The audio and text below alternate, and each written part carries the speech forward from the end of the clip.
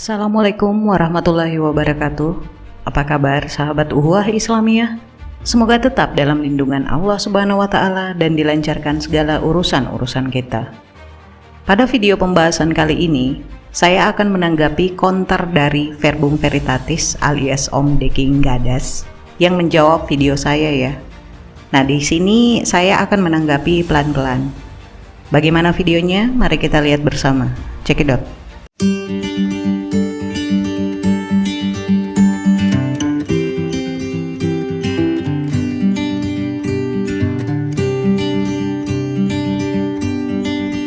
Saya akan mulai menjawab video responsif dari Tante Esa, poin by poin. Komentarnya mengenai retorika dan komentarnya mengenai Yohanes 19 ayat 23. Dan secara retorik, dia mengajukan pertanyaan yang mengarahkan orang untuk menyimpulkan bahwa Yesus disalibkan telanjang berdasarkan ayat itu. Nanti saya akan memberi perhatian eksegetis. Nah, kalau saudara menonton video Tante Reza, dia menggabungkan banyak sekali isu menjadi satu. Padahal saya di dalam video saya yang dia tanggapi, itu saya bicara tentang konsekuensi logis kalau orang mengklaim Tuhan tidak bisa menjadi manusia. Itu isunya. Muhammad disuguhi hidangan makanan yang ternyata diracun, kemudian racun itu mengakibatkan kematian Muhammad. Mari kita bahas tentang komentar Esa mengenai Yohanes pasal 19 ayat 23. Jadi ingat, Muhammad mati dengan cara diracun akibat menyerang Khaybar. Nah, kembali kepada ocehan Tante Esa tentang Yohanes 19 ayat 23. Itu jubah Yesus. Tapi saudara perlu paham, pertama mereka mengenakan penutup kepala, head covering. Kemudian mereka mengenakan jubah luar, jubah dari luar. Itu kata yang digunakan adalah kata himation. Nah, Tante Esa salah mengucapkan kata itu. Dia menyebutnya himetion. Nah, himation itu adalah jubah luar, outer garment.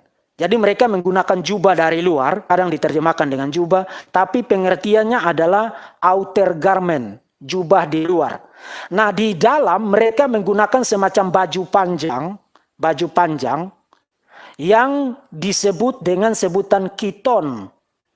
Nah, saya pernah mendengar Pak Menakem Ali memberikan ceramah, ini mungkin ya, saya tidak yakin, tapi mungkin Tante Esa mendapatkan informasi ini dari Pak Menakem Ali. Menurut Pak Menakem Ali, istilah kiton itu sama dengan kitan, cawat. Sama dengan cawat. Maka kalau mereka mengambil kitonnya, itu berarti mereka mengambil cawatnya. Jadi Yesus disalibkan telanjang. Itu gambarannya begitu. Itu menurut Pak Menakem Ali, yang juga mirip persis seperti yang dikemukakan oleh Tante Esa. Nah, itu salah. Yes, itu salah. Kiton itu bukan cawat. Kiton adalah jubah bagian dalam. Jadi mereka pakai dua jenis jubah. Jubah yang di luar itu dipakai istilah himation. Lalu jubah bagian dalam itu istilahnya adalah kiton. Kemudian Tante Esa bilang kiton yang biasanya kita sebut sebagai kitona. Tidak, itu juga salah.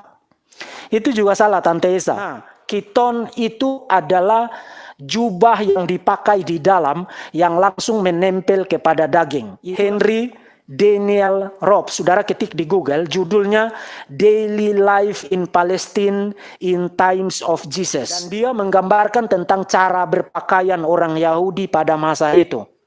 Mereka menggunakan penutup kepala, kemudian outer garment, jubah yang di luar, kemudian jubah yang di dalam, kemudian mereka menggunakan cawat. Perlu paham dulu, supaya saudara tidak menarik kesimpulan dangdut berdasarkan Yohanes 19 ayat 3. Jadi himation itu jubah di luar, kiton itu jubah yang di dalam, lalu cawat itu elemen tersendiri lagi. Di dalam Yohanes 19 ayat 3, itu mereka tidak mencopot cawatnya, tidak. Yang mereka copot, mereka ambil adalah jubah luarnya dan jubah bagian dalamnya. Ini saudara perlu tahu juga, memang menurut kebiasaan pada masa itu, para kriminal yang disalibkan, memang mereka disalibkan secara telanjang bulat. Yes, itu kebiasaan, itu SOP, standar operasional pada masa itu untuk penyaliban. Yes, itu betul. Dan itu bisa dibaca di dalam tulisan para sejarawan seperti Dionysius, Valerius Maximus, kemudian Josephus. Jadi yes, kebiasaan pada masa itu adalah para kriminal yang disalibkan, mereka disalibkan secara telanjang. Yes, adalah saudara perhatikan. Yang menarik adalah di dalam Matius pasal 27 ayat 31, kemudian Markus pasal 15 ayat 20, saudara dikatakan ketika mereka mau membawa Yesus ke tempat penyaliban, mereka mengenakan pula pakaiannya kepadanya. Artinya sepanjang jalan itu dia mengenakan jubah, mengenakan pakaiannya. Dan itu adalah sebuah kekecualian. Karena para kriminal yang disiksa, sebelum dibawa ke tempat penyaliban itu mereka sudah ditelanjangi. Karena memang dimaksudkan untuk mempermalukan mereka sepanjang jalan. Orang melihat mereka memikul salib itu sepanjang jalan dalam keadaan telanjang. Setelah melihat sekilas video Om Deki, saya cukup senyum sambil berpikir. Mau tahu apa yang saya pikirkan? Om Deki menjelaskan panjang lebar dalam video yang berdurasi 1 jam 14 menit lebih hanya untuk menjelaskan atau membicarakan Yesus telanjang atau tidak saat disalib. Saya ulang, Om Deki menghabiskan waktu 1 jam 14 menit lebih untuk hal itu. Dan yang membuat saya lebih lucu di sini, dia tidak menyangkal pernyataan saya, tetapi mengiyakan bahwa SOP saat orang disalib saat itu adalah yes, telanjang. Perlu yang Om Deki ketahui di sini, dalam video sanggahan saya sama sekali tidak mengklaim Yesus telanjang bulat saat disalib. Saya mengunci pernyataan saya dengan mengatakan, silahkan simpulkan sendiri. Om Deki, you are very funny in saying and understanding my explanation. Baik, saya ambil poin-poin penting penjelasan Om Deki. Para penafsir, salah satunya Adam Clare, menyebutkan bahwa himetia merujuk kepada jubah bagian luar, sedangkan kitona merujuk kepada pakaian dalam. William Hendrickson mengatakan bahwa kitona adalah pakaian yang dipakai persis setelah kulit, artinya pakaian dalam yang bersentuhan dengan kulit. Dan ini Om Deki sendiri juga mengatakannya. What that means? Artinya, pada saat Yesus disalibkan, para prajurit itu mengambil pakaian luarnya, lalu membaginya menjadi 4 bagian, dan mereka juga mengambil pakaian dalamnya. Dan jika pakaian luar dan pakaian dalam Yesus diambil semua pada saat itu, maka Yesus pasti disalibkan dalam keadaan telanjang. Matthew Paul mengatakan bahwa saya tidak melihat dasar dari mereka yang mengatakan bahwa dalam kasus-kasus seperti itu, mereka atau para prajurit hanya melepaskan jubah luar dari orang hukuman itu. Penceritaan Yohanes kelihatannya menentang hal ini. Dia berkata, pakaian dalamnya juga dilepaskan. Om Deki mengatakan bahwa dalam Yohanes 19 ayat 23, Yohanes tidak menyebutkan bahwa cawat Yesus juga dilepas. Saya tanya balik, Om. Yohanes tidak ada juga menyinggung apakah Yesus memakai cawat saat itu. Ada nggak ayatnya yang menunjukkan Yesus memakai cawat secara spesifik? Bahkan, Pulpit Commentary mengatakan bahwa secara tidak langsung dikatakan bahwa tubuhnya terbuka dan telanjang pada salib. Apakah memang dia disalibkan secara telanjang bulat? Ataukah masih ditinggalkan sehelai kain yang menutupi kemaluannya? Tidak ada kejelasan mengenai hal tersebut tentang itu. Walaupun William Barclay mengatakan bahwa biasanya ada sehelai kain kecil untuk menutupi kemaluan orang yang tersalib. Seandainya benar demikian, tetap itu dianggap sebagai telanjang. karena kain itu sama sekali tidak memadai. Jadi jelas ya Om Deki ya. Yang pertama, Yesus pakaian luar dan dalamnya diambil. Yang kedua, telanjang adalah SOP di zaman itu bagi orang yang disalib. Yang ketiga, Yohanes tidak menyebutkan dalam kitabnya bahwa Yesus memakai cawat saat itu. Yang keempat, Yesus memakai cawat atau tidak, ini masih tidak ada kepastian. Yang kelima, dalam video sanggahan saya tidak mengklaim Yesus telanjang, tetapi saya berkata, silahkan simpulkan sendiri. Yang keenam, Om Deki mengiyakan Yesus telanjang alias yes. Yang ketujuh, Om Deki menghabiskan waktu 1 jam 14 menit lebih beretorika, yang tetapi mentok pada kesimpulannya sendiri bahwa Yesus telanjang dan hanya mengira-ngira Yesus memakai cawat dengan pondasi yang perkiraan.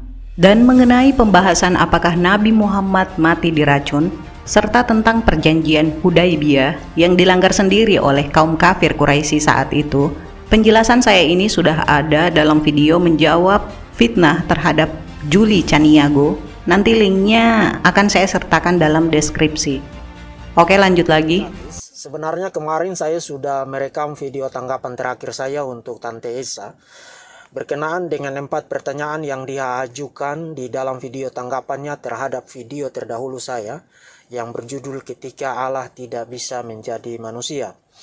Nah, keempat pertanyaan tersebut menurut Tante Esa merupakan pertanyaan yang membuat orang-orang Kristen akan berputar-putar seperti gasing. Artinya dia percaya bahwa orang-orang Kristen akan terlihat sangat stupid kalau diperhadapkan dengan pertanyaan-pertanyaan tersebut. Kita mulai dengan keempat pertanyaan tersebut. Pertama, apakah Yesus itu Tuhan? Kedua, apakah Tuhan itu Yesus? Ketiga, apakah Yesus disalib? Keempat, apakah Tuhan disalib? Itu adalah keempat pertanyaan yang diajukan oleh Tante Esa dan saya akan berikan jawaban secara ringkas. Untuk pertanyaan pertama, apakah Yesus itu Tuhan? Absolutely yes. Seluruh perjanjian baru mengharuskan jawaban yes untuk pertanyaan itu, dan bukan hanya seluruh perjanjian baru, tapi juga latar belakangnya di dalam pewahyuan di dalam perjanjian lama juga mengharuskan jawaban itu. Artinya seluruh Alkitab, kalau orang melakukan total reading of the scripture, 66 kitab kanonik itu mengharuskan jawaban Yesus adalah Tuhan. Tapi jauh lebih akurat, Yesus adalah Tuhan yang menjadi manusia. So yes, apakah Yesus itu Tuhan? Absolutely yes. Pertanyaan kedua, apakah Tuhan itu Yesus? No. Dan saya akan kembali kepada pertanyaan itu nanti, tapi mari kita lanjut kepada pertanyaan yang ketiga. Apakah Yesus disalib? Oh yes. Seluruh kesarjanaan perjanjian baru, khususnya dalam bidang the historical Jesus study, orang Yahudi, artinya pakar-pakar yang ada di situ berasal dari spektrum teologis yang berbeda, termasuk dari latar belakang keagamaan maupun yang non keagamaan. Mereka semua tergabung di dalam bidang studi itu dan semua sepakat.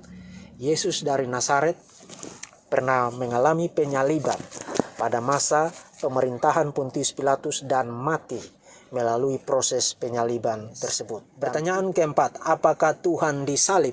No. Nah, saya akan memberikan argumen untuk dua jawaban yang saya berikan jawaban negatif. No. Pertanyaan kedua, apakah Tuhan itu Yesus? Nah, pertanyaan itu hanya valid untuk ditanyakan kalau Anda adalah penganut Unitarianisme. Misalnya Anda percaya akan tauhid. Tapi ingat, Unitarianisme itu bukan hanya tauhid. Orang-orang Yahudi Rabbinik juga Unitarian, sejumlah sekte Kristen yang lahir pada abad kedua, ketiga, dan seterusnya juga Unitarian. Misalnya para... Nah, dalam video saya mencantumkan 4 pertanyaan dan Om Deki menjawabnya. Apa itu? Yang pertama, apakah Yesus itu Tuhan? Om Deki menjawab yes. Apakah Tuhan itu Yesus? Om Deki menjawab no. Apakah Tuhan disalib? Om Deki menjawab no. Apakah Yesus disalib? Om Deki menjawab yes. Nah, di sini tanpa Om Deki sadari, Anda telah masuk dalam pertanyaan pusaran jika dijawab salah satu dengan jawaban berbeda akan menenggelamkan Anda serta untuk menilai kekonsistenan Anda dalam balutan retorika membuat Anda semakin kebingungan. Sadar atau tidak, Om Deki? Jadi saya telah membidik Anda dan siapapun yang nekat memberi jawaban pada 4 poin ini. Ketika Anda berada di jalan buntu, tapi Anda dengan nekatnya meremehkan dan berusaha menjawabnya, walau dengan tertawa getir, karena sudah pasti Anda akan berputar-putar di situ, karena tidak tahu lagi harus lari kemana, dan rentetan retorika Anda akan menyalak memberondong Anda sendiri, dan boom, Anda meledak berkeping-keping tanpa bersisa apapun, selain senyum getir Anda. Maksudnya gini, ketika Anda menjawab apakah Yesus itu Tuhan, Anda menjawab yes. Yang saya harapkan pertanyaan selanjutnya 2, 3, dan 4 juga dijawab yes agar tidak kontradiksi. Ternyata, apakah Tuhan itu Yesus? Anda menjawab no. Padahal di sini saya khusus membahas Yesus. Tetapi Anda berpikir kalau ada Tuhan-Tuhan lain, sehingga Anda gamang untuk berkata dengan tegas bahwa Tuhan adalah Yesus. Dan masih ada Tuhan lain yang Anda yakini setara bahkan melebihi Yesus, maka Anda menggugurkan rumus 100% Tuhan, 100% manusia yang kebanyakan dilontarkan oleh habitat Anda sendiri. Karena secara sistematis, rumus Anda menjadi 0% Tuhan dan 100% manusia. Yang perlu Anda cermati, pertanyaan saya bukan Tuhan satu-satunya apakah Yesus? Sebab saya tahu jawabannya bahwa satu-satunya Tuhan yang benar adalah Bapa menurut Bible Anda. Dan saya cukup berterima kasih sama Om Deki, karena saya tidak perlu susah-susah membuktikan bahwa Kristen mempunyai Tuhan lagi selain Yesus. Saya kira Anda harus banyak belajar lagi dengan pertanyaan psikotes untuk memperkuat kefokusan Anda dan hanya membalik rumus 100% manusia, 100% Tuhan menjadi 100% Tuhan, 100% manusia saja. Anda sudah pontang-panting. Maka, inkonsistensi Anda sendirilah yang menelanjangi dogma dalam kekristenan serta retorika bingung yang Anda sodorkan, membuat argumen Anda sendiri gugur dengan menyatakan bahwa Tuhan bisa menjadi manusia. Tetapi Anda menyangkal bahwa manusia jelmaan itu adalah Tuhan. Terus manusia ini jelmaan siapa lagi? Padahal yang selalu digembar-gemborkan habitat Anda adalah aku dan Bapa adalah satu. Good, Om Deki, Anda berhasil membungkam habitat Anda sendiri. Dan kalimat Anda mempensiunkan Tuhan akan semakin kukuh. Oke, next. Apakah Tuhan disalib? Anda menjawab tidak. Jadi menurut perspektif iman Om Deki, di dalam video yang pertama kali saya counter sudah menggugurkan kemahakuasaan Tuhan menjadi manusia dan membuyarkan dogma aku dan Bapa adalah satu, hanya sebagai pajangan di pojok atas piano gereja Anda. Lanjut lagi. Andaikan saja di dunia ini kita hanya mengenal satu jenis alat tulis yang kita sebut pulpen. Andaikan saja begitu, for the sake of argument. Maka kalau kita hanya mengenal satu jenis alat tulis, pulpen, maka mengatakan alat tulis adalah pulpen itu benar, juga benar kalau kita berkata pulpen adalah alat tulis, karena tidak ada jenis alat tulis yang lain. Tapi mari kita ubah situasinya. Katakanlah kita mengenal juga ada pensil, ada spidol. Sekarang kita sudah punya 3 jenis alat tulis, pulpen, spidol, dan pensil. Nah, kalau kita sudah punya jenis alat tulis yang beragam, lebih dari satu, maka berkata pulpen adalah alat tulis itu benar, tapi adalah salah untuk mengatakan alat tulis adalah pulpen. Kenapa? Karena pulpen tidak mewakili keseluruhan member jenis alat tulis yang kita kenal. Karena masih ada pensil, masih ada spidol. Saya kasih satu contoh lagi untuk Anda lebih gampang memahami logiknya. Andaikan saja di dunia ini kita hanya mengenal satu jenis warna yang kita sebut warna merah. Andaikan saja begitu. Nah, kalau kita hanya mengenal satu jenis warna, maka adalah benar untuk mengatakan warna adalah merah, juga adalah benar untuk mengatakan merah adalah warna. Yes, karena kita hanya mengenal satu jenis warna.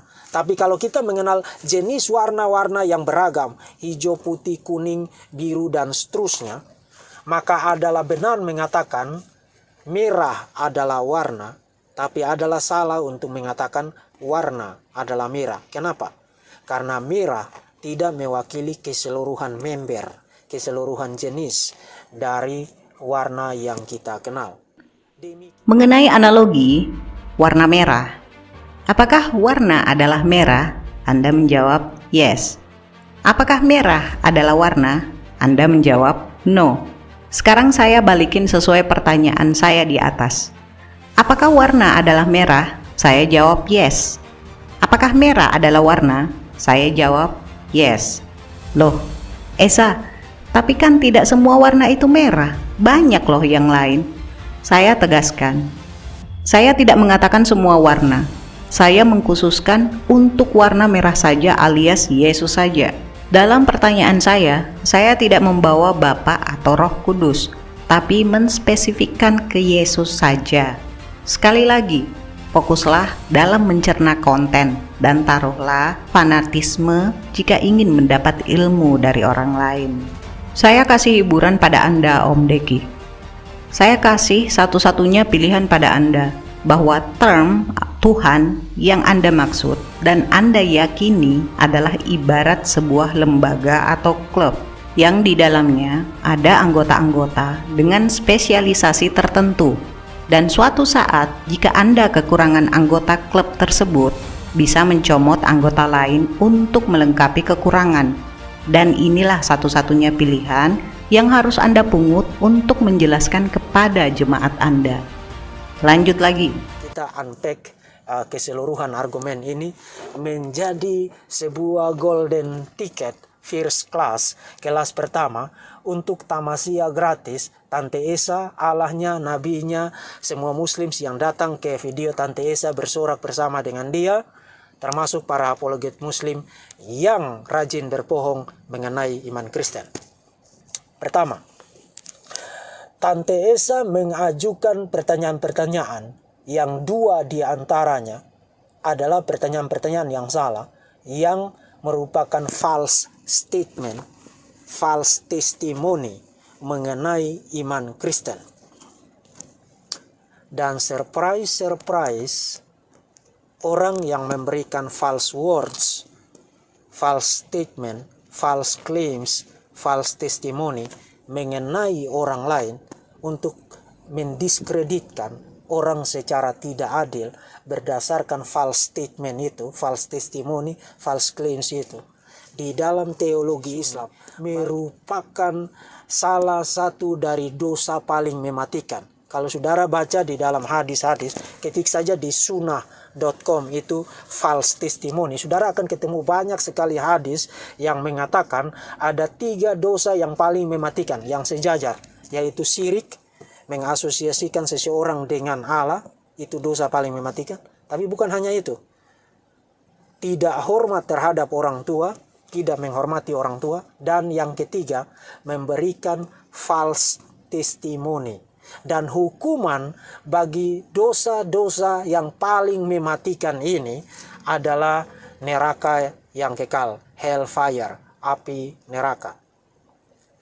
Jadi Esa menyerang iman Kristen, memformulasi argumennya dalam bentuk pertanyaan, tapi ternyata dibuktikan secara mutlak sebagai false statement, false claim, false testimony mengenai isi iman Kristen. Artinya Esa memisrepresentasi iman Kristen melalui pertanyaan-pertanyaannya, dan itu berarti Esa berdasarkan teologi Islam sendiri melakukan salah satu dari dosa mematikan yang mengharuskannya untuk menanggung konsekuensinya,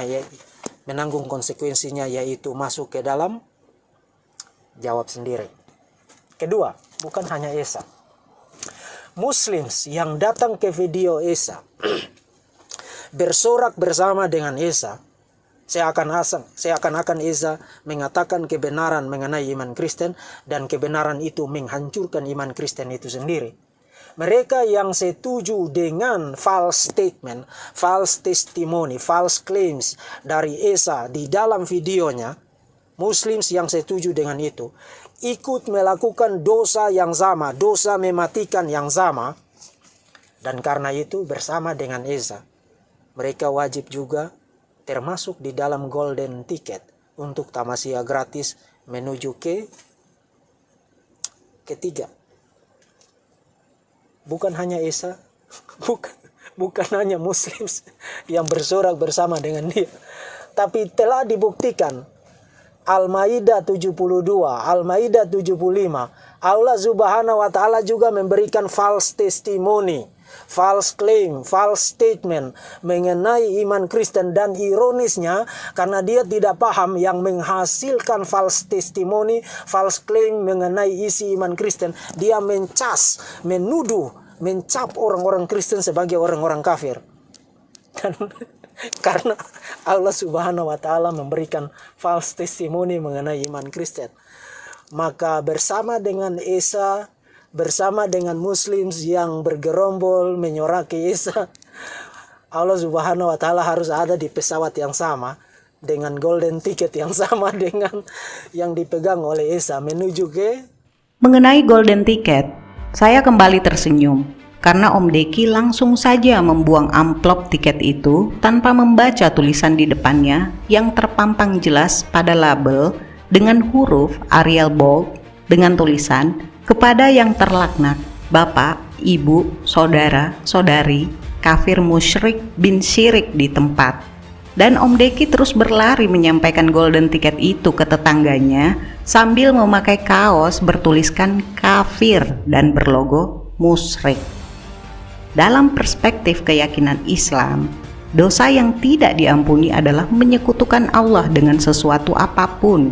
Nah, siapakah yang menyekutukan Tuhan di sini? Apakah Islam itu sendiri atau orang yang menuhankan selain daripada Allah? Mari kita lihat bukti ayatnya. Ini ada di Al-Quran surah Al-Bayyinah ayat 6 yang berbunyi, "Sesungguhnya orang-orang yang kafir, yakni ahli kitab dan orang-orang yang musyrik, akan masuk ke neraka jahanam." Saya ulang, orang-orang yang kafir, yakni ahli kitab dan orang-orang yang musyrik akan masuk ke neraka jahanam. Mereka kekal di dalamnya. Mereka itu adalah seburuk-buruk makhluk. Juga terdapat di Al-Quran surah Al-Baqarah ayat 111 yang berbunyi, "Dan mereka, Yahudi dan Nasrani berkata, sekali-sekali tidak akan masuk surga kecuali orang-orang yang beragama Yahudi atau Nasrani. Demikian itu hanya angan-angan mereka yang kosong belaka. Katakanlah, tunjukkanlah bukti kebenaranmu jika kamu adalah orang yang benar." Nah, jadi Om Deki, siapakah yang mendapatkan golden ticket itu? Saya berterima kasih kepada saudara Uhuwah dan teman-teman Kristen yang tetap setia mengikuti channel ini untuk sekedar berbagi pengetahuan dan komen yang membangun. Untuk pembahasan selanjutnya, insya Allah saya akan sampaikan dengan tema-tema yang menarik. Seperti biasa di penghujung konten ini, saya ingin menyampaikan, jangan jadikan kebodohanmu seperti bulu ketek, walau sudah terjepit, tapi tetap tumbuh subur. Semoga ada hikmah dan pembelajaran yang bisa kita petik dari pembahasan kali ini. Kurang lebihnya mohon dimaafkan. Akhir kata, Maha benar Allah dengan segala firman-Nya. Allahumma salli ala Sayyidina Muhammad. Wassalamualaikum warahmatullahi wabarakatuh.